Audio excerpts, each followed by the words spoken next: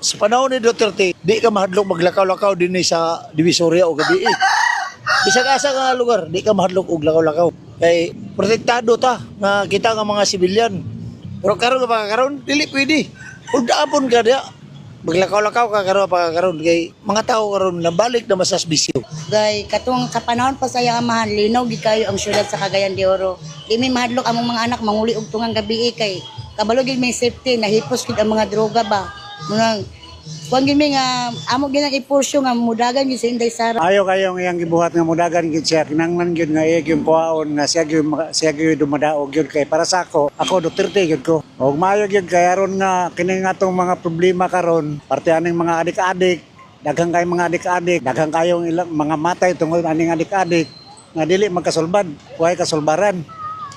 Unang pareha sa una katong pagdala ni Tatay Digo nga ingon adto kay makasaling taglakaw ini kagabi nga wala ay madisgrasya wala ay mahitabo sa ato kay madlok man malipay gid ko nga mudagan si Sara og presidente kanang tuyod ko nga mudaog gid siya saway duha-duha.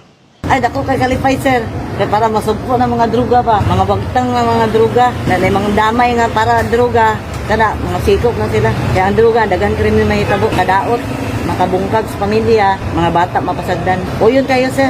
Okay kaayo siya. Proven naman Duterte ang amahan. Proven and tested na. Kay para malimpyo ang tanan mahusay. Labi na gid sa kabatanunan karon. Para sa ako okay kay siya nga mudagan siya pagka presidente.